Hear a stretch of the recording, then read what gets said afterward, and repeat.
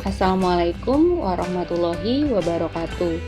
Kembali lagi di channel Ibu Guru, channel Asna Mariatul, yang selalu akan menyajikan materi-materi pembelajaran kelas 5 sekolah dasar.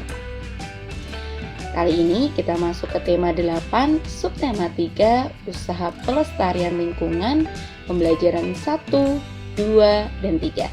Simak baik-baik ya anak-anak. Nah anak-anak, air sangat penting bagi manusia. Air yang dibutuhkan manusia untuk minum dan memasak adalah air bersih.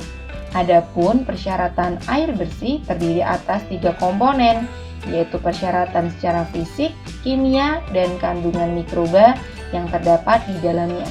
Mari kita bahas satu persatu. Ya, yang pertama adalah syarat fisik. Anak-anak, syarat fisik dari air bersih adalah tidak keruh, tidak berwarna, tidak berasa, tidak berbau, suhu antara 10 sampai dengan 25 derajat atau sejuk, dan tidak meninggalkan endapan. Berikutnya yang kedua adalah syarat kimiawi. Syarat kimiawi air bersih adalah tidak mengandung bahan kimia beracun, tidak mengandung zat kimia berlebihan, cukup iodium, serta memiliki pH atau derajat keasaman air antara 6,5 sampai 9,2.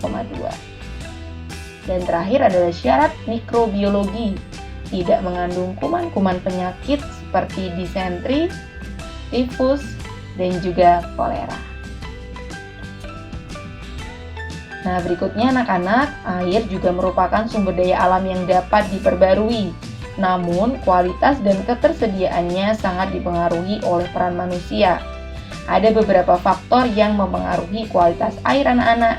Mari kita bahas ya. Faktor yang mempengaruhi kualitas air yang pertama adalah faktor fisik. Apa itu faktor fisik? Faktor fisik adalah faktor yang mempengaruhi kualitas air dapat dilihat langsung melalui fisik. Yang pertama adalah kekeruhan.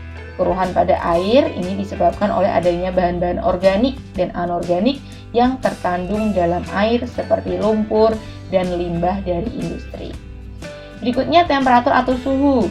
Temperatur juga dapat mengaruhi kualitas air anak-anak. Karena jika temperatur naik maka akan menyebabkan turunnya kadar oksigen terlarut dalam air. Kadar oksigen ini jika terlalu rendah akan menimbulkan bau yang tidak sedap. Berikutnya yang ketiga adalah warna. Warna ini dapat ditimbulkan oleh kehadiran organisme, bahan-bahan tersuspensi yang berwarna dan ekstrak senyawa-senyawa organik serta tumbuh-tumbuhan. Kemudian yang keempat adalah solid atau zat padat. Kandungan zat padat dapat menimbulkan bau. Selain itu juga menyebabkan turunnya kadar oksigen terlarut. Berikutnya, bau dan rasa. Organisme dalam air seperti alga atau ganggang dan senyawa-senyawa organik tertentu anak-anak itu dapat menimbulkan bau dan rasa yang tentu saja mempengaruhi kualitas air. Kemudian anak-anak yang kedua adalah faktor biologi. Organisme mikro biasanya terdapat dalam air permukaan, tetapi umumnya tidak terdapat pada kebanyakan air tanah. Itu terjadi karena penyaringan oleh akuifer atau lapisan yang dapat menyimpan dan mengalirkan air. Nah, organisme mikro yang paling dikenal adalah bakteri anak-anak. Berikutnya, faktor kimia. Karakteristik kimia air menyatakan banyaknya senyawa kimia yang terdapat di dalam air. Nah, apa saja? Yang pertama adalah pH atau derajat keasaman.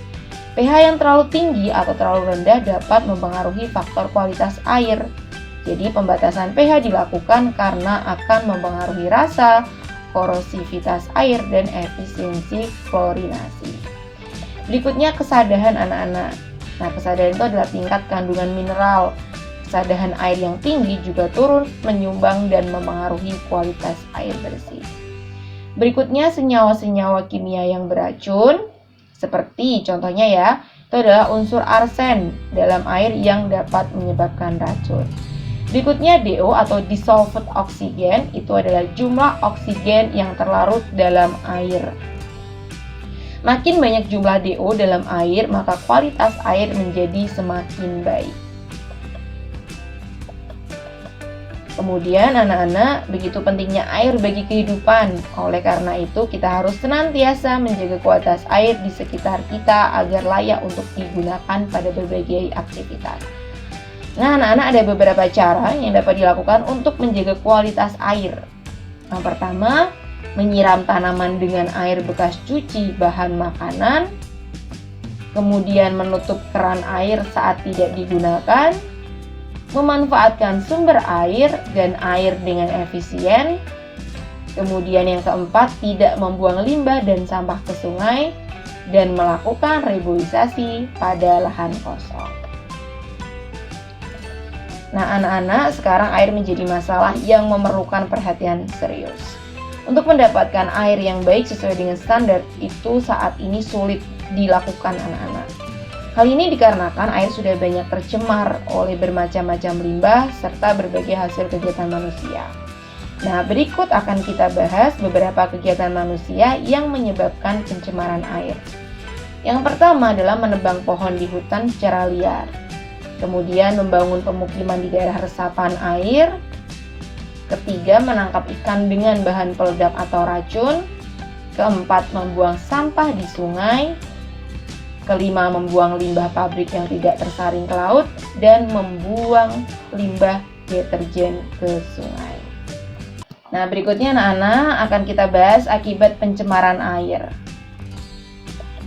Ya, yang pertama adalah penyebab terjadinya banjir. Jika musim hujan tiba, maka akan terjadi banjir. Banjir terjadi karena penumpukan sampah yang menyumbat dan pendangkalan selokan-selokan, sungai atau danau. Berikutnya, sumber air bersih menghilang anak-anak. Air yang bersih sangat dibutuhkan makhluk hidup. Namun jika pencemaran di air sudah terjadi, maka lambat laun sumber air pun akan menghilang. Ketiga, sumber penyakit. Air juga yang sudah tercemar itu anak-anak oleh sampah organik dan anorganik dapat menyebabkan terjadinya banyak penyakit seperti sakit perut, diare, dan disentri. Kemudian pencemaran air juga sangat merusak ekosistem. Ikan dan tumbuhan yang hidup di air itu akan lama-lama mati jika tercampur oleh limbah cair atau industri yang mengandung zat-zat kimia berbahaya. Dan berikutnya adalah hilangnya mata pencarian. Nah, kerugian dirasakan oleh pencari ikan yang ada di sekitar sungai, muara, danau, dan laut yang telah dirugikan sebagai tempat penangkapan ikan menggunakan bahan peledak. Nah, anak-anak, berikutnya menemukan informasi dari bacaan. Membaca merupakan kegiatan yang berguna untuk memperoleh informasi penting. Informasi penting adalah sekumpulan fakta yang menggambarkan suatu kejadian atau peristiwa tertentu. Nah, anak-anak, tentu saja untuk menemukan informasi dari bacaan kita perlu membaca. Nah, setelah membaca, informasi dapat diuji menggunakan pertanyaan-pertanyaan dengan konsep 5W1H, mulai dari what, when, where, who, why, how. Nah, di sini Bu Asna sudah menyiapkan bacaan atau teks berjudul Hari Air Sedunia. Nah, kita coba untuk paragraf pertamanya ya. Hari Air Sedunia atau World Water Day adalah kampanye yang dilakukan rutin setiap tahun untuk mengingatkan masyarakat bahwa pentingnya air dalam kehidupan kita. Kegiatan ini jatuh pada tanggal 22 Maret setiap tahunnya. Nah, dari paragraf di sini kita bisa menggunakan pertanyaan-pertanyaan dengan konsep 5W1H. Misalnya kita pakai kapan ya. Kapan itu bahasa Inggrisnya adalah when gitu. Kapan diperingatinya Hari Air Sedunia atau World Water Day? Nah, jawabannya adalah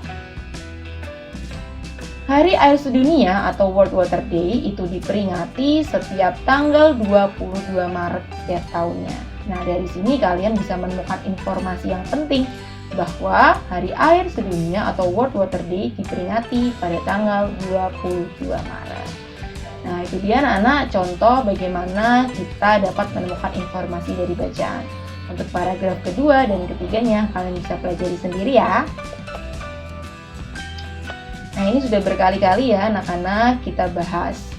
Ya, di sebelah kanan ini adalah contoh gambar cerita. Nah, gambar cerita itu apa anak-anak? Gambar cerita adalah gambar yang menjelaskan suatu kejadian atau peristiwa.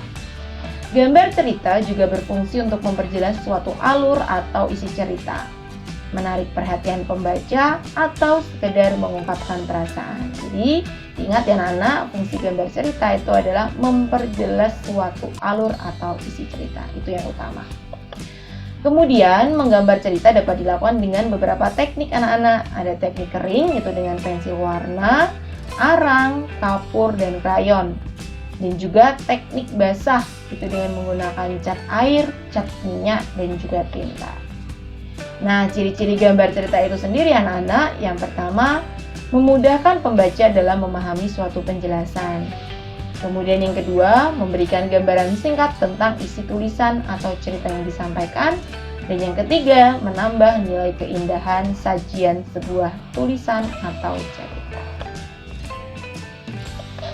Berikutnya anak-anak, kita masuk ke materi IPS tentang jenis kegiatan ekonomi. Di sebelah kanan itu ya anak-anak sudah jelas contoh-contoh kegiatan produksi, distribusi, dan konsumsi. Ya, yang pertama kan kita bahas adalah produksi. Produksi adalah kegiatan menghasilkan barang, dan orang yang melakukan kegiatan produksi atau kegiatan menghasilkan barang itu disebut sebagai produsen. Kemudian distribusi adalah kegiatan menyalurkan barang hasil produksi dari produsen ke konsumen. Orang yang melakukan kegiatan menyalurkan barang itu disebut sebagai distributor. Berikutnya, kegiatan distribusi itu anak-anak dibagi menjadi distribusi langsung dan distribusi tidak langsung. Kalau distribusi langsung itu penyaluran barang dari produsen kepada konsumen secara langsung. Misalnya penjual bakso atau penjual mie ayam itu langsung dari produsen kepada konsumennya. Kemudian distribusi tidak langsung itu penyaluran barang dari produsen kepada konsumen menggunakan jasa perantara seperti agen, pedagang besar, dan juga toko kelontong. Dan terakhir adalah konsumsi, merupakan kegiatan menghasilkan atau mengurangi nilai guna barang atau jasa. Orang yang melakukan kegiatan konsumsi disebut sebagai konsumen. Nah anak-anak, jadi untuk kegiatannya sendiri atau aktivitasnya itu disebut sebagai produksi, distribusi, dan konsumsi. Sedangkan orang atau pelakunya disebut sebagai produsen, distributor, dan konsumen.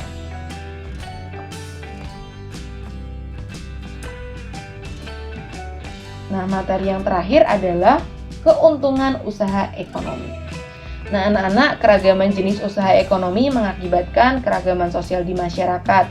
Misalnya, munculnya berbagai profesi di masyarakat. Nah, setiap usaha ekonomi itu memberikan keuntungan bagi pelakunya, anak-anak. Ya, contohnya kegiatannya adalah petani, itu termasuk ke jenis produksi.